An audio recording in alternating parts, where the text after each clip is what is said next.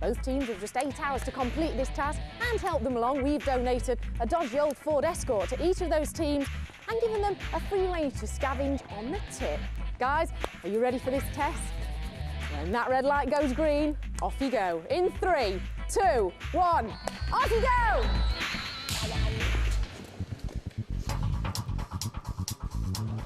On paper, Ming's merciless mob ought to be the stronger side. And fresh from their victory in the heats with their all-terrain bridge-building buggy, the hot rod fanatics from Kent are certainly talking up their chances of progressing further against the younger, less experienced Warwick University students, whose tie lift in the first round won by just a whisker.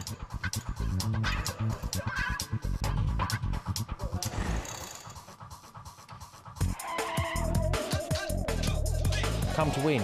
That's what it's come here for. No, we're winners. We're going to win. Without a doubt. Arrogantly confident.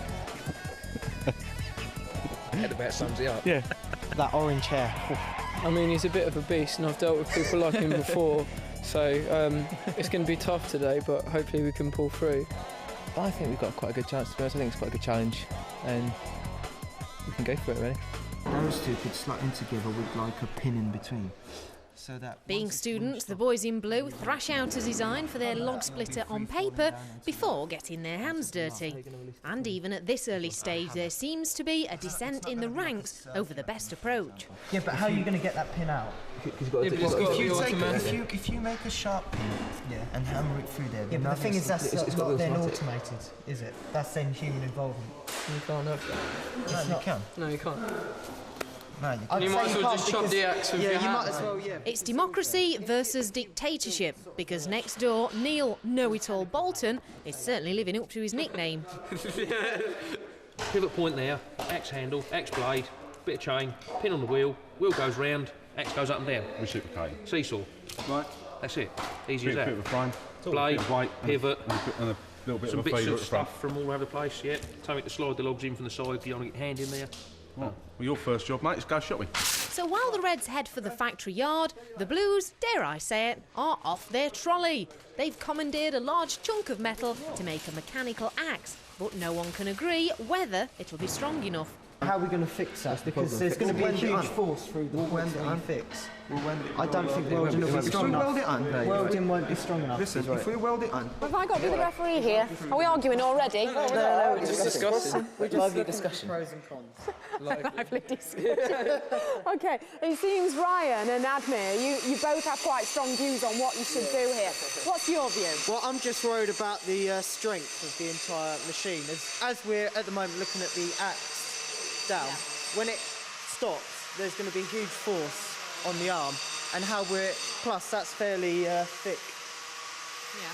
So how we're actually going to manufacture it and then fix it together so that it is strong enough to sustain what's going to be a repeated bashing. Yeah. And what do you think? I agree with what he's saying, you know what I mean? It's for the good of the team. You never agree with anyone. What do you want to do? I don't know, I just think it will be easier, and not easier, but it would be better if it's weaker at the axe itself than in the middle of the arm. It just makes sense to me. Well, the professor's the one to speak to you about that, isn't he? Really? Shall I give him a shout? Yeah, please. Yeah, go on then. All right, he'll settle it.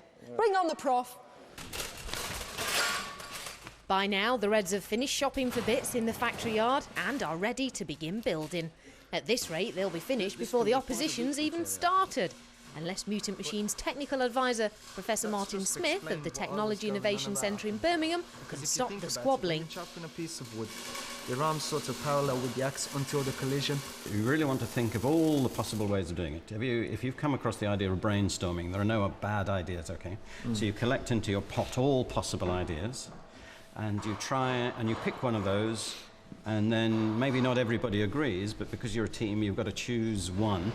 And you may only have sort of 3 agree and 4th agree. But once you've democratically agreed which one to go for, you need to go for that. But you need to go fairly soon on one.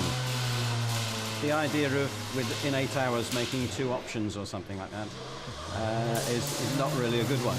And the other thing is, If you copy an axe, you're not going to be doing the wrong thing, probably.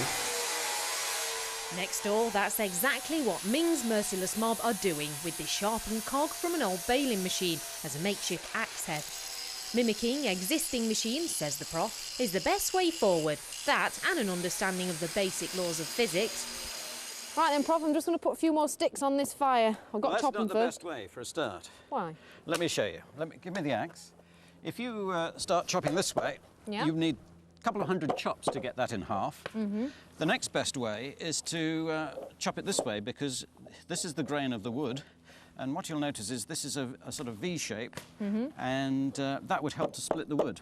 Okay. But even better still is this way, and as the axe goes through the wood, it'll split it in two, and you don't need anything like as much energy to do that. Shall I show you? Okay. So time to choose an easier one. Go on, then you do that one. Oh, nice. All right, give it a try. So down the grain. Yes. And... See, you're not as good as I am at this. Oh. That wasn't supposed to happen. But you can just see a split beginning to start. Okay. And you've got about 2-3/4 of the way down. With a bit more force, a bit more speed, we might get all the way down. Lovely. There we go. So it's just a combination of speed and weight and the V shape and using the grain.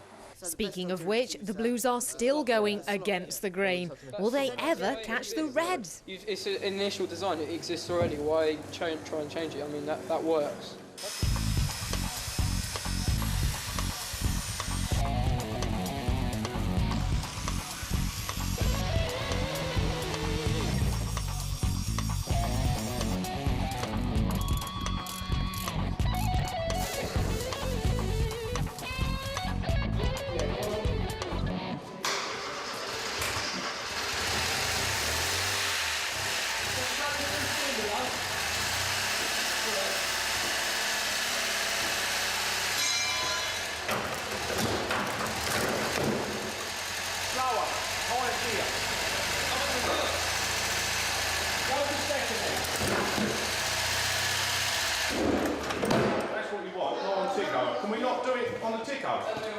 Well, anyway, we're bending that bar at the moment, so we want to stop. That bar's bent.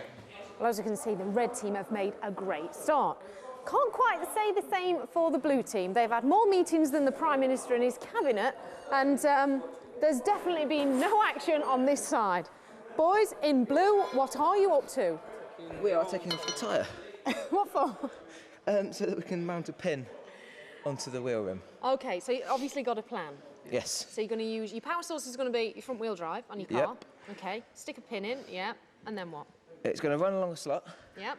Which is going to, because it's going to act like a cam, to lift the arm up, slide along, let it fall down, and positive action all the way. OK, right, I get the idea. You're way behind, you know that, don't you? Yes. I mean, like 2 hours you've just been stood around chatting about stuff. I mean, yeah, we had a few problems next door, what to do. your opponents are splitting logs and you lot are splitting hairs. Yeah. Yeah, we'll get it done. But you're all right now, yeah? You're all calm and You know, it taught us in the confident. hair situation. So we got here, I think. Tortoise in the hair. Oh, watch out for the boys in blue. Now then, Prof, in true hot rod style, the red team went straight in there, didn't they? What do you think of their design? It's pretty good. They've welded a pin onto the wheel. As the wheel goes round and round, it pulls a chain, which pulls the end of this down. The lever goes through a pivot here. So when the chain is pulled down, the axe goes up into the air, and then when the pivot on here goes up, the axe drops under gravity. They've got quite a lot of weight on the end, which will store a lot of energy in the axe, and they've got a really nice blade. They've used an old gear and ground it down, and that'll be hardened steel. So that's pretty good. That's likely to be very successful. Can you foresee any potential problems there? Yes, the chain, although it looks very strong, is made up of a series of tiny pins, and of course it's only as strong as the weakest link. Ah. So the chain could break. Could be a problem. And the blue team, very slow start, as we saw. I mean, the red team had a good couple of hours ahead of them, but finally they're going, and what do you think? There's lots of time for debate. So they weld a pin on the wheel. Yeah. As the wheel goes round, the pin goes up and down, So it will be lifting this bar to lift the arm, and then when it goes around here, it'll be pulling the bar down. So this will be a powered axe blow. Okay, right. And that pivot moves somewhat in there, does it? The pivot brings the bar down. As the pivot is going round and round, it's sliding up and down inside this slot. Okay. So it's powered lift, powered down. Okay. The blue team did need a little bit of help, and you did help them out somewhat. Was this your design or theirs? Well, it was one of my suggestions, and they chose this suggestion as being a reasonable compromise between the simplest possible and the most powerful. At this point, would you put your money on? I still think it has to be on the red team because they're so far ahead and they've had some time for testing. Yeah. So would I.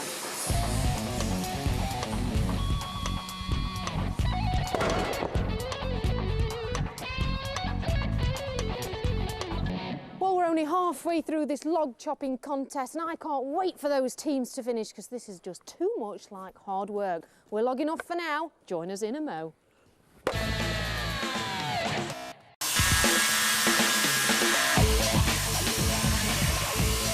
Welcome back to Mutant Machines, where our two teams are flat out in the workshop. They're busy welding, dicing and slicing up their motors in an attempt to create the biggest, baddest and most powerful log chopping contraption you've ever seen. By now the red team are way out in front, giving the boys in blue a splitting headache. But it's a headache with an unexpected cure. Turns out that Ming's merciless mob aren't quite so merciless after all, and they've decided to lend the four mutineers a helping hand.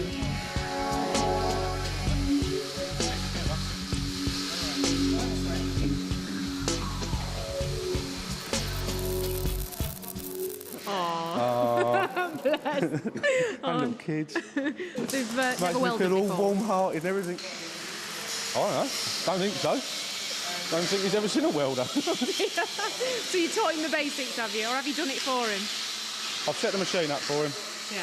And give him a bit of a clue on how to do it. But What's the best bit of advice you could give to any wannabe welder? don't do it. Don't do it. It's a back-breaking job. It burns your beard. Burns your beard. It's terrible.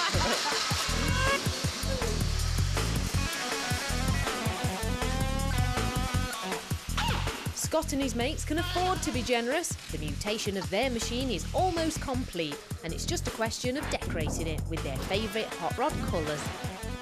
Then it's back to the business of helping the Blues, who, although they're still way behind on time, could be ahead on strength, especially as their mutant doesn't rely on a chain to lift the axe head and has the best welder in the workshop. Prof, I've got a sneaky feeling that the red team are going to regret helping the blue team as much as they have. What do you think? It was very generous of them, but maybe they're just enjoying themselves, not too obsessed by winning. And I thought that would have really calmed down the blue team, you know, made them really happy and calm. But I don't know. I mean, they're frantic. There's a lot of unrest and panic in that camp. There's interesting psychodynamics in this team. They're very tense, very agitated, and very sort of chicken-headed a bit. That's probably a bit unfair, but yes, they rush around without sort of planning and thinking. Admar more than the other team members. He Possibly. gets so emotional He and does, so yes. involved. He gets very emotional, doesn't he? Yeah, throwing a few wobblers there. But anyway, at this point, who do you think you put your money on? I think I'll put my money on the red team. Part of the thing is they need to be feeding these logs in reasonably quickly to get the maximum number of logs done. But if they get too ambitious, too enthusiastic, try and do it too fast, the machines may sort of thrash themselves to pieces. So it's going to be the calmest driver, I think, who's going to win. You can try it now if you want.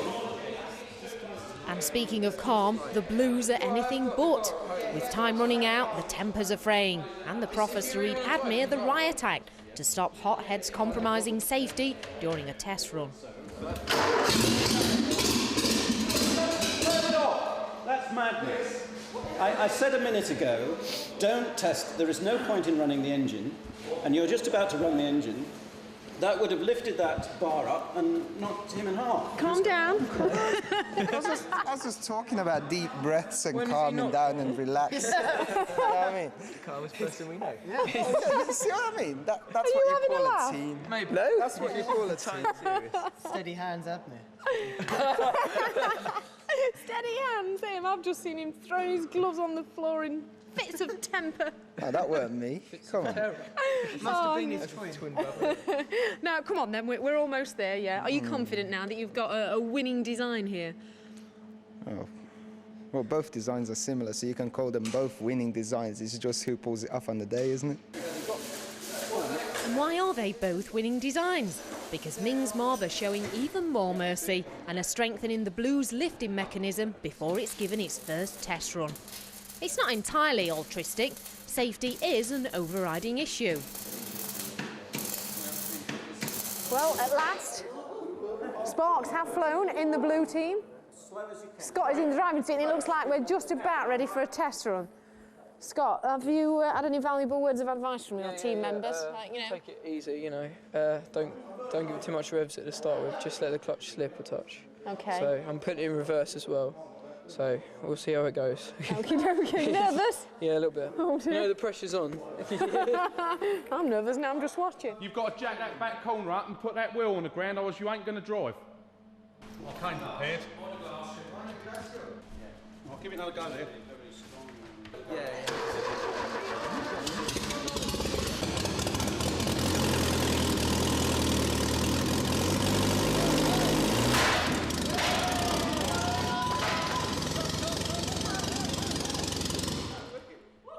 You missed that? Yeah, I know. I just saw this thing go... It was a nice clean break right down the middle, so it looks like a winner. Well, you know, I've seen the other team's gear. Oh, well, we've done it. It works. So yeah, with a little help from your friends next door. Good lads, good lads. That chopper of theirs went down with some force, didn't it? Yeah. Yeah? We worried? Nah. I mean, I know you've helped him a little, but, you know. We've won both ways, haven't we? OK, Blue team, your time is now up. It's time to down tools, clear the decks, lock up those toolboxes right now, OK? Come on, chop, chop. So the time has come to find out which of these mutant machines is man enough for the job and which one will be barking up the wrong tree. The Blue team are up first, and their mission is to slice these 20 logs into as many pieces as possible in the shortest possible time. Guys, you know the rules. Do not step inside that yellow line when that machine is moving. OK, are you ready to start? In 3, 2, 1, off you go.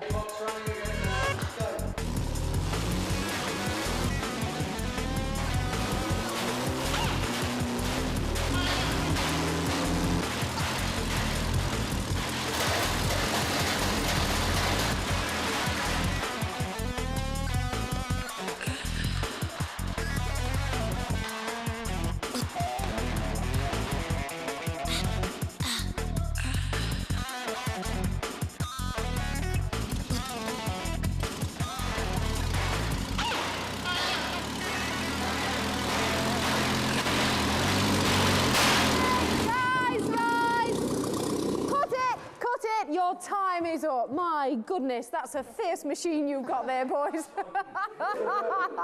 Oh, dear. Come on out, lads, come on. Just to get out because it's starting to stink. Come on, gather around. Woo! Well, I don't know how you lot feel, but that was quite a hairy moment. There was a very fierce machine, wasn't it? It's pretty fierce inside, yeah, I can tell. Yeah, the heat in there. You were sitting inside the car and then you got a piece of log in my head. And, OK, lads, well, I think we better count up how many logs we've got here. OK, all right, I'll start. 1, 2, 3, 4, 5. 6. I was worried because... Did you notice that the engine was revving and revving and revving and revving and revving? I thought it was going to blow. I thought it was going to take off or blow. I think it was because they couldn't get into first gear. Yeah. They tried it in reverse and off they went. 11. 12. 13. 14. 39. 40. Does that one count? Yeah. 41. That's a bit too small, isn't it? OK. 41 logs for the Blue team. OK, guys, well, it's time to find out if the Red team can beat the Blue score of 41 logs in a maximum time of 5 minutes. OK, you know the rules. Get ready to start the engines. In 3, 2, 1, get chopping!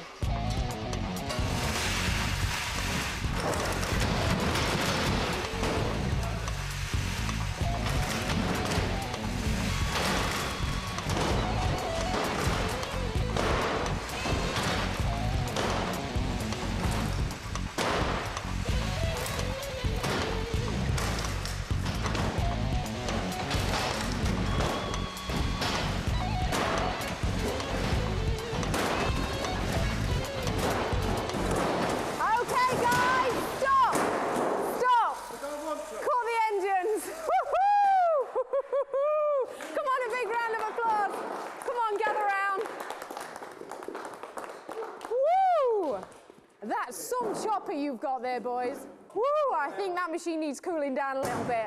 My, oh my. You've got a sweat on. I think we can safely say, guys, that the Professor and I do not have to log the number of chips over there. It was plain for anyone to see that the red team were victorious today here at Mutant Machines for basically building the best chopper. Come on, let's give them a big round of applause. Oh, dear. Well done, guys. Go on, I'll let you be peeling the lid off our celebratory champagne. But a quick word with Tim, bit of a tense time there, because when you put your foot down, nothing was happening at first, was it? No, I was just trying to get the timing right, the chain, like the slack on the chain, getting it right with the axle down. But you got there in the end. Yeah, just about. Yeah. Are you chuffed then, lads? You've made it through. Woo! Oh, dear. Quick word from the boys in blue. Come on, boys, have you had a good time? Yeah, the better team won in the end. They did well, didn't they? Well, come on, congratulate each other. I hope you've all had a fantastic day. We'll see you boys back in the semi-finals, yeah? Well, I hope you've had a fantastic time here watching Mutant Machines. We've had a great time making it. Join us next time for plenty more merciless mutant moments. See you then. Now I know what's gonna happen. You know them blunders after your show. Have I had any of them? The giggles have started again.